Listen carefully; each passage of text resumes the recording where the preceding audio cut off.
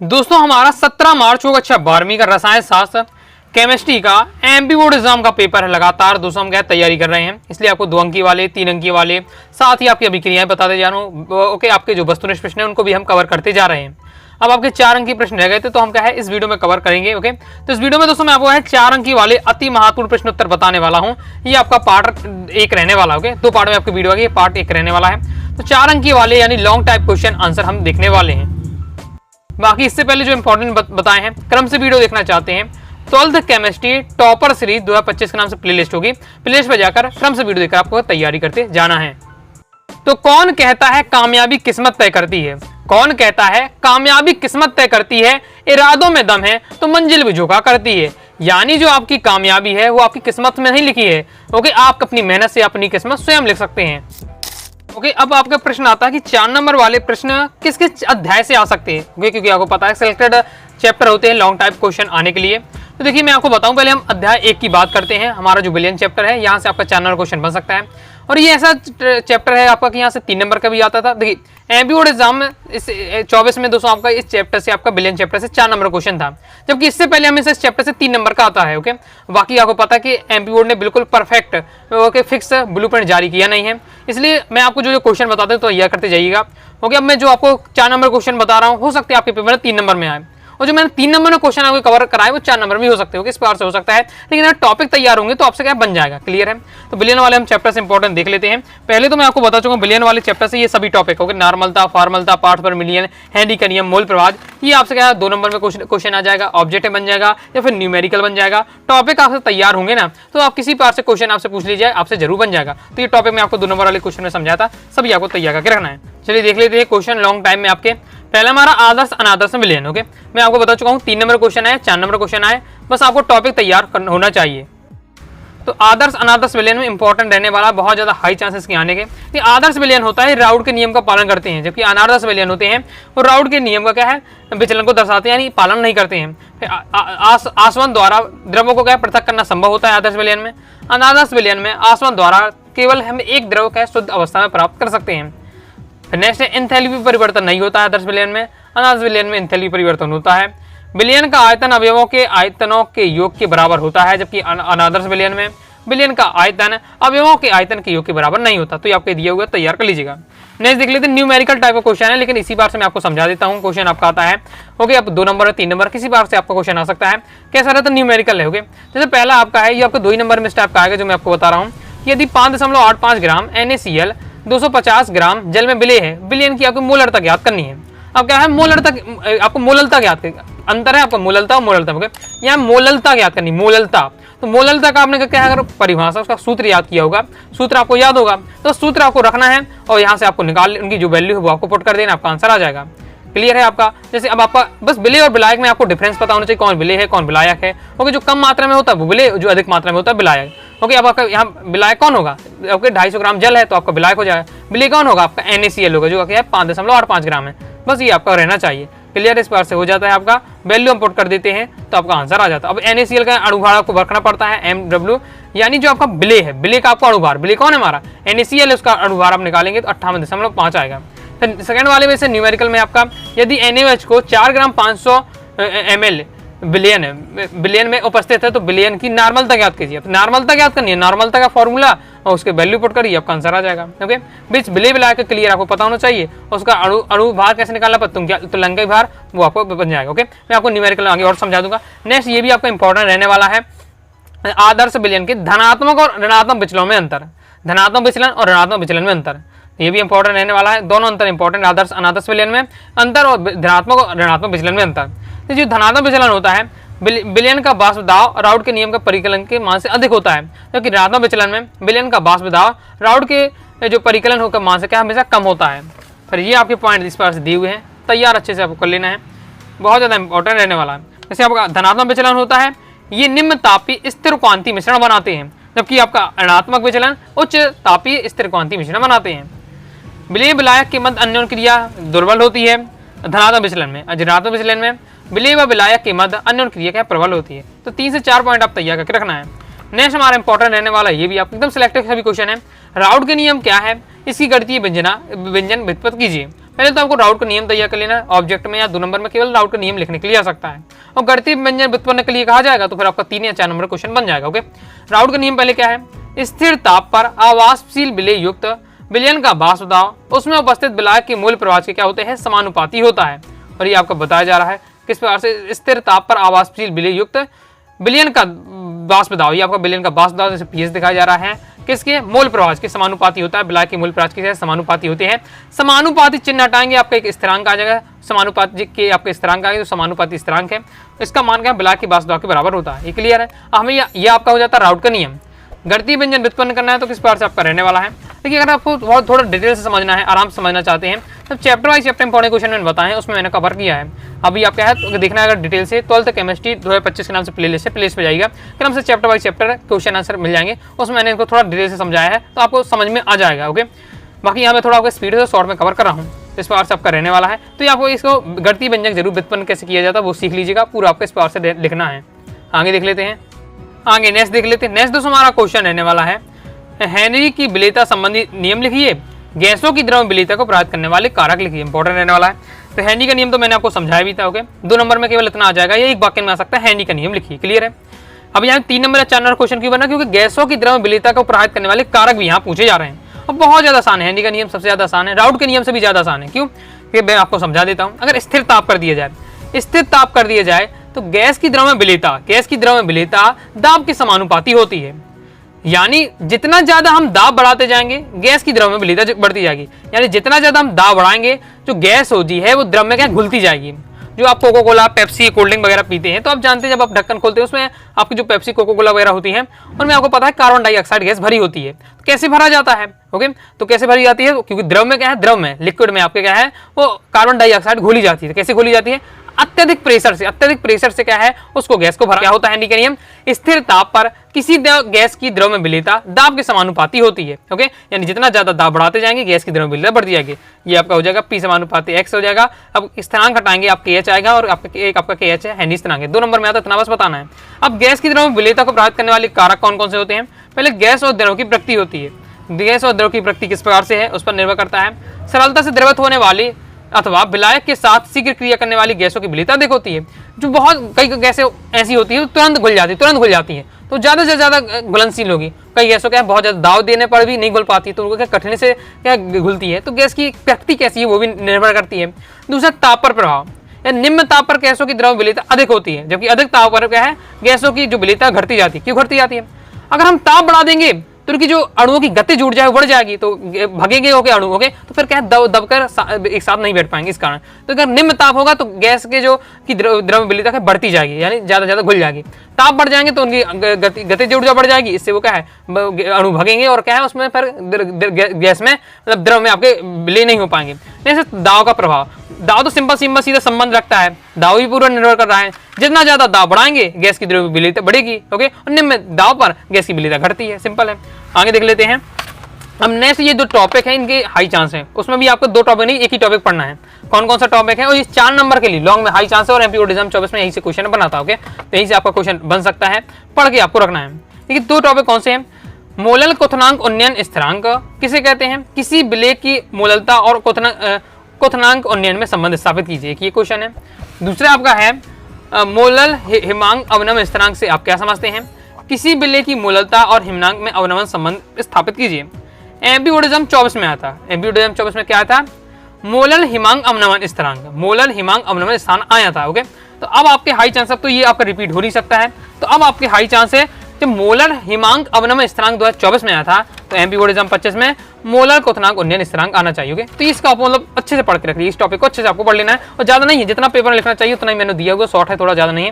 पहले आपको परिभाषा क्या होती है, मोलर क्वथनांक उन्नयन स्थिरांक पूछा जा रहा है किसे कहते हैं, तो आपको 3 लाइन बता जा रहा है कि एक मोल विलेय को 1000 ग्राम विलायक में घोलने पर विलायक के क्वथनांक में होने वाली जो वृद्धि होती है मोलर क्वथनांक उन्नयन स्थिरांक कहलाती है।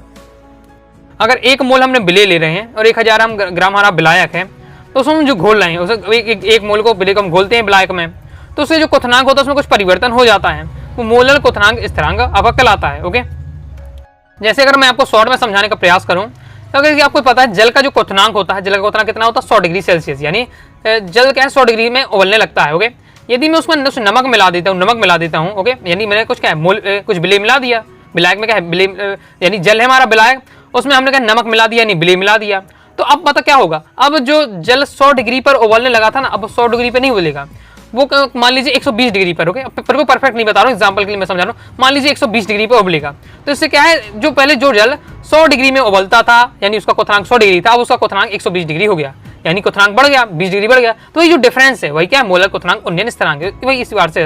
और अच्छे से डिटेल समझना चाहते हैं, चैप्टर वाइज चैप्टर इंपॉर्टेंट पढ़ाया था मैंने, उसमें बहुत ज्यादा डिटेल से पढ़ाया था, तो अच्छे से आपको तैयार कर लीजिएगा, समझ करोगे, और डायग्राम भी आपको ये तैयार करके रखना है। अब इसको आपको क्या है, संबंध ज्ञात करना है, किसी विलेय की मोलरता और क्वथनांक उन्नयन में संबंध आपको स्थापित करना है, तो इस बार से आपका संबंध रहने वाला है, ये आपको देख लीजिए, इस बार से आपको संबंध दिखाना है, जितना मैंने आपको बताया इतना आपको रहने वाला है, ओके, क्लियर है। और ये टॉपिक अच्छे समझ लीजिए, आप चाहे आप चैप्टर वाइज चैप्टर इंपॉर्टेंट वाली डिटेल से वीडियो देख लीजिएगा, या यूट्यूब पर आप सर्च कर लीजिएगा कि मोलर क्वथनांक और उन्नयन स्थिरांक, ओके, बस आपसे टॉपिक बनना चाहिए, आपके पेपर में नंबर आने चाहिए, कहीं से पढ़ें, बस जो टॉपिक बता रहा हूँ वो पढ़ के आपको रखना है। अब मोलर अपना स्थिरांक की बात करते हैं, कमी चांस है, लेकिन इसको भी आपको जब ये तैयार हो जाएगा तो इसी संबंधित आपका रहने वाला है, ओके, ये आपका दिया हुआ है, तैयार आपको कर लेना है। ये इस बार से सेम लगभग ये टॉपिक आपका रहने वाला है, बस इसमें आपका क्वथनांक है, इसमें हिमांक है, हिमांक वाला आपका 2024 में आता तो आपका क्वथनांक आ सकता है, पढ़ के आपको रखना है। नेक्स्ट टॉपिक देख लेते हैं, अणु संख्या गुणधर्म को उदाहरण से आपको स्पष्ट करना है। अणु संख्या गुणधर्म क्या है, 2 नंबर इतना बस पूछे जा सकता है। तो विलयन के ऐसे गुण जो विलयन की निश्चित आयतन में उपस्थित विलय के कणों की संख्या पर निर्भर करते हैं, आपके अणु संख्या गुणधर्म कहलाते हैं। यहाँ में सबसे ज्यादा मेन पॉइंट है विलय के कणों की संख्या पर, विलय के कणों की संख्या पर, तो ऑब्जेक्ट में भी यहाँ से बनता है। तो अणु संख्या गुण होते हैं, ये गुणधर्म होते हैं, वो विलय के कणों की संख्या पर क्या निर्भर करते हैं, ओके, ये आपका दिया हुआ, अच्छे से तैयार कर लीजिएगा। अब आपको बताना है अणु संख्या गुणधर्म कितने प्रकार के होते हैं, 4 प्रकार के होते हैं। एक आपका बासदाव में अपेक्षित अवनमन, दूसरा है क्वथनांक में उन्नयन, तीसरा है आपका हिमांक में अवनमन, और चौथा आपका विलयन का परासरण दाव। तो ये आपको तैयार करके रखना है, ये आपको 2 या 3 नंबर में शॉर्ट में भी आ सकता है, ओके। अब आगे नेक्स्ट आपको मूललता में अंतर तैयार करके रखना है। जब आपने अगर उनके बारे में पढ़ लिया, परिभाषा अगर आपने तैयार कर लिया मूललता की साथ ही दोस्तों आपने क्या है सूत्र तैयार कर लिए हैं, तो दोस्तों फिर आपका अंतर भी आपसे आसानी से बन जाएगा, क्लियर है। उसी को क्या है पॉइंट वाइज पॉइंट दिया हुआ है, अंतर अगर आता है तो उसी बार से पॉइंट वाइज पॉइंट आपको लिखना है कि मूललता का संबंध क्या है, विलयन के आयतन से होता है, जबकि मूललता का संबंध क्या है, विलायक की मात्रा से होता है। विलायक की मात्रा महत्वहीन होती है मूललता में, जबकि मूललता में विलयन की आयतन का महत्व नहीं रहता है। ताप क्रम में परिवर्तन पर परिवर्तित हो जाता है, क्योंकि मूललता ताप का क्या है इसमें प्रभाव नहीं पड़ता है। मोल प्रति लीटर में व्यक्त किया जाता है, इसकी मतलब इकाई क्या है, मूललता की मोल प्रति लीटर है, क्योंकि मूललता की इकाई मोल प्रति किलोग्राम होती है, क्लियर है। इस बार से हमारा रहने वाला है। आगे बढ़ने से पहले दोस्तों बताना चाहूंगा, अगर पीडीएफ मटेरियल प्राप्त करना चाहते हैं केमिस्ट्री को आप कोर्स को ले सकते हैं। All chapter important question answer, all chapter objective question answer, previous year paper, model paper, साथ ही आपको क्या है अलग से 2 अंक की 3 अंक की 4 अंक की वाले क्वेश्चन अभिक्रिया रहेंगी, और जो भी आपको कंटेंट रहेगा पीडीएफ मटेरियल रहेगा, तो कम समय आप तैयारी कर पाएंगे और बार बार क्या अपने हिसाब से रिवीजन कर पाएंगे।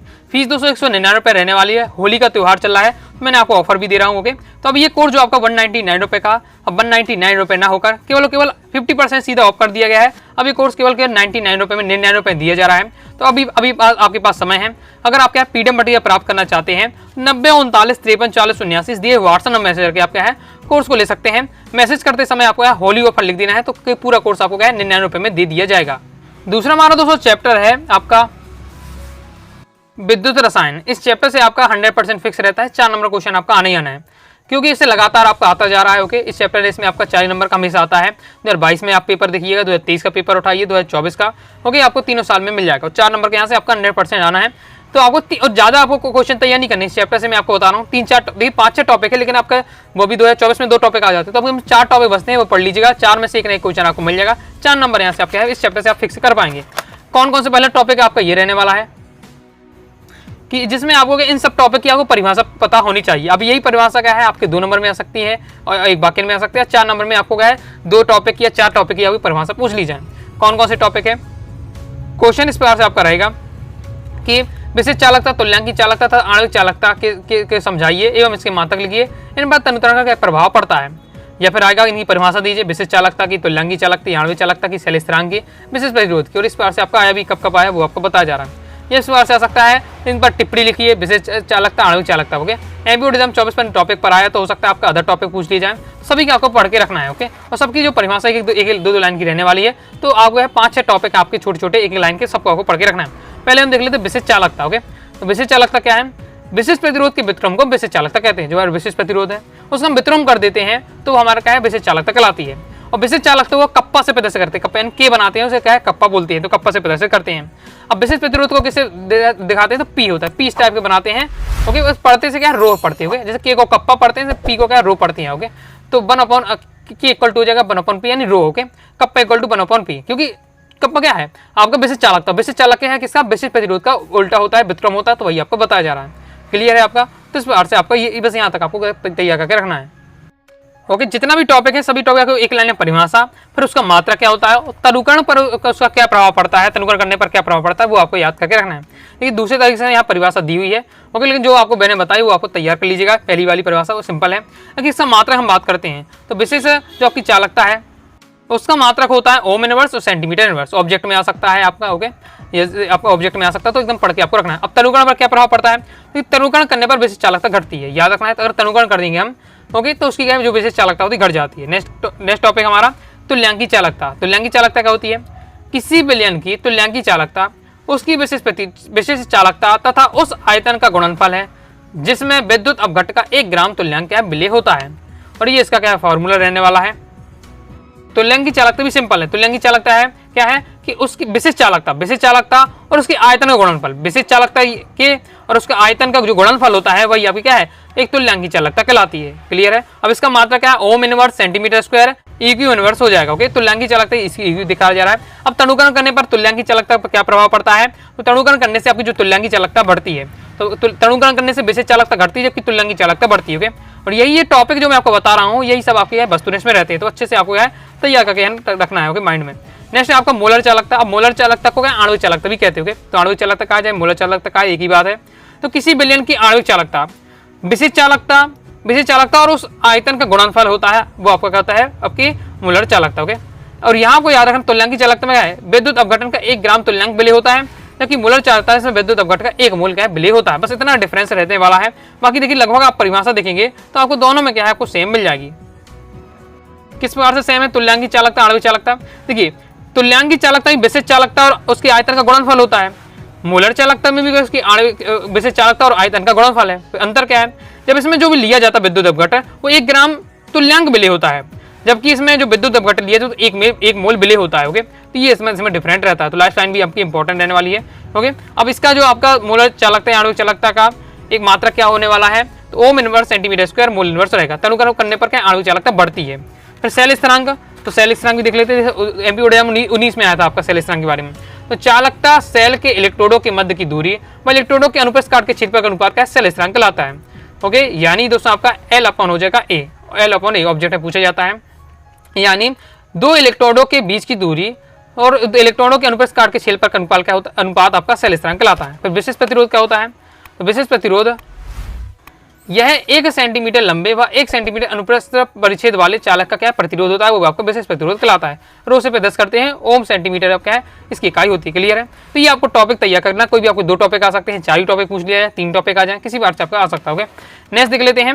और नेक्स्ट इस टॉपिक के आपके आने के हाई चांस है, क्योंकि अभी तक आपका ये मतलब आया नहीं, 2020 में आया था फिर नहीं आया है, और ये टॉपिक अभी बीच में हट भी गया था आपका। ओके, तो अभी ये दोबारा लेकिन जुड़ चुका है, तो इसके आपके आने के हाई चांस है, तो पढ़ के आपको रखना है। कौन सा टॉपिक है, संक्षारण वाला। संक्षारण किसे कहते हैं, इसकी क्रिया विधि समझाइए, इसे प्रभावित करने वाले 3 कारक लिखिए और बचाव के 2 उपाय लिखिए। ओके, तो संक्षारण वाला पूरा टॉपिक आपको पढ़ के रखना है, जिसमें आपको इस बार से क्वेश्चन पूछ लिया परिभाषा बताइए संक्षारण क्या है, प्रभावित करने वाले कारक कौन से हैं, संक्षारण से हम कैसे बचा सकते हैं, इस टाइप के अलग टाइप से क्वेश्चन बन सकते हैं। तो आपको यहाँ 4 टॉपिक तैयार करने पहले संक्षारण क्या है, फिर उसकी क्रिया विधि, संक्षारण को प्रभावित करने वाले कारक, फिर संक्षारण को रोकने को उपाय। पहले संक्षारण क्या होता है, और सिंपल आपका टॉपिक रहने वाला है। तो धातुओं वायुमंडल की नमी जैसे CO2, SO2, NO2, H2S आदि गैसों की क्रिया की कर अवांछनीय यौगिक की परत बना लेती है, जिससे धातुओं की सतह क्या खराब हो जाती है। यह क्या क्रिया संक्षारण कहलाती है। जैसे लोहे में जंग लगना, तांबे के बर्तनों का नीले हरा होना, सोने चांदी के जो गहने होते हैं वो क्या है काले रंगे हो जाते हैं, तो संक्षारण के उदाहरण हो जाते हैं। क्रिया विधि, तो ये क्रिया विधि एक बार अच्छे से आपको तैयार करना है, जिस हिसाब से जैसा पेपर में लिखना चाहिए उसी हिसाब से थोड़ा आंसर आपका दिया हुआ है। तो एक बार क्रिया विधि सीख लीजिएगा। फिर प्रभावित करने वाले कारक कौन कौन से हैं, तो धातु की प्रकृति पर निर्भर करता है, धातु की अशुद्धि की उपस्थिति, धातु में कितनी अशुद्धि उपस्थिति है वो संक्षारण पर उसको प्रभावित करने वाला कारक है, और वायुमंडल की प्रकृति किस प्रकार से है। ये 3 पॉइंटों के माध्यम से आपको बताया जा रहा है संक्षारण की प्रभावित करने वाले कारक। अब रोकने का उपाय क्या है, अब रोकने का उपाय आप जानते होंगे, जैसे आप क्या है रोधी रक्षक है, रोधी रक्षक पेंट वार्निश कर दी जाती है, लोहे की धातुओं में अधिकता होकर विद्युत लेपन किया जाता है, तेल ग्रीस लगाकर भी क्या है संक्षारण को रोका जाता है। साथ ही विद्युतीय संरक्षण होता है, और आपका उत्सर्ग रक्षण होता है। पढ़ते ही आपको ये टॉपिक समझ में आ जाएंगे। तो ये आपके क्या है, संक्षारण को रोकने का उपाय है। क्लियर है। नेक्स्ट हमारा क्वेश्चन रहने वाला है गैल्वेनिक सेल क्या है, उसकी क्रिया विधि को आप डैनियल सेल के उदाहरण देकर समझाइए। ये भी आपको 2018 के समय में आया था, मतलब फिर भी ये भी नहीं आया, तो इसके भी आपके हाई चांस है, तो पढ़ के आपको रखना है। तो आपको यहाँ मेन आपको पढ़ना है संक्षारण वाला टॉपिक और गैल्वेनिक सेल वाला। नेक्स्ट आगे मैं आपको मानक हाइड्रोजन इलेक्ट्रोड बता रहा हूँ, वो टॉपिक 3 से 4 टॉपिक तो आपको पढ़ के रखने पड़ेंगे। ओके, तो आपका गैल्वेनिक सेल के बारे में दिया हुआ, इसकी क्रिया विधि दी हुई है, सिंपल रहने वाला है थोड़ा सा, अगर आप समझ लेते हैं। ओके, अगर आप यूट्यूब पर भी जैसे आपको ये टॉपिक सीखना है तो गैल्वेनिक सेल डालिए, तो कई सारी आपको शॉर्ट वीडियो मिल जाएंगी, उनसे भी आप क्या है थोड़ा 3D एनिमेशन समझ सकते हैं, और समझ जाते हैं तो फिर अपनी लैंग्वेज में भी आप इसे लिख पाएंगे। अपनी लैंग्वेज में आप लिख सकते हैं, बहुत ज़्यादा सिंपल रहने वाला है। और समझना चाहते हैं तो आप chapter by chapter important question वाली वीडियो में जाइए, तो उसमें आपको विद्युत रसायन वाले चैप्टर में से डिटेल से समझाया इस टॉपिक को। फिर नेक्स्ट आपको मानक हाइड्रोजन इलेक्ट्रोड तैयार कर लेना है, इसके भी हाई चांस है आने के। ओके, क्योंकि ये भी आपका है रिपीट नहीं हुआ है। ओके, तो इसे भी आपको पढ़ के रखना है, मानक हाइड्रोजन इलेक्ट्रोड भाव। इसका आपको डायग्राम सीख लेना है, और 5 से 6 लाइन में इसका इसके क्या रहता है ओके क्रिया विधि, वो आपको देख लेना है कैसे मतलब तैयार किया जाता है। वो जो इसमें डायग्राम बनाया गया है वही बात इसमें लिखी गई है। और आप डायग्राम समझ लेते हैं तो ये टॉपिक भी आपसे बन जाएगा। और जो आंसर भी दिया हुआ है, जिस हिसाब से पेपर में आपको जैसे लिखना चाहिए उस हिसाब से यहाँ आपको आंसर दिया जा रहा है। फिर नेक्स्ट देखिए इंपॉर्टेंट रहता है कोलास का नियम और उसके 2 अनुप्रयोग। लेकिन अब आपके आने कम चांस, क्योंकि देखिए 20 में आया, 22 में, देखिए 19 में आया, 20 में आया, 22 में आया, 24 में आ चुका है, 25 में आपका नहीं आ सकता। होगे, तो बस आपको अगर देखना है तो कोलास का नियम बस थोड़ा सा फौरन पढ़ के रखिएगा, क्योंकि ऑब्जेक्ट टाइप के क्वेश्चन बन सकते हैं। तो बस आपको पढ़ के रखना है कि कोलास का नियम क्या होता है। फिर कोलास के अगर 2 अनुप्रयोग होते हैं वो आपकी इस बार से दिए हुए। ओके, तो एक बार आप यहाँ से देख सकते हैं। फिर नेक्स्ट हमारा टॉपिक है विद्युत रासायनिक सेल और विद्युत अपघटनी सेल में अंतर। लेकिन ये आपका एमपीओ 24 में आ चुका है, इसे भी आप स्किप कर सकते हैं। लेकिन जो मैंने आपको पहले जो टॉपिक बताए हैं, जैसे आपको मानक हाइड्रोजन इलेक्ट्रोड हो गया, गैल्वेनिक सेल हो जाता है, साथ ही इसके साथ ही संक्षारण वाला टॉपिक हो जाता है, तो वो आपको ये 3 जो टॉपिक मैंने बताया ये आपको एकदम तैयार करके रखना है। और इन टॉपिक को बस क्या है एक बार आप पढ़ लीजिएगा, लेकिन उनमें आपको अच्छे से तैयार करके रखना ही है। तो ये थे आपको दोस्तों 4 अंक वाले महत्वपूर्ण प्रश्न। कुछ और क्वेश्चन रह जाते हैं, हम सेकंड पार्ट में कवर कर लेंगे। तो आइए दोस्तों, आपको वीडियो सुनाएंगे लाइक करके सब्सक्राइब भी कर दीजिएगा। साथ ही टेलीग्राम चैनल व्हाट्सएप चैनल को ज्वाइन कर लीजिएगा। डाउट आता है कमेंट से आप जरूर पूछिएगा। मिलते हैं नेक्स्ट वीडियो में, तब तक के लिए बाय बाय।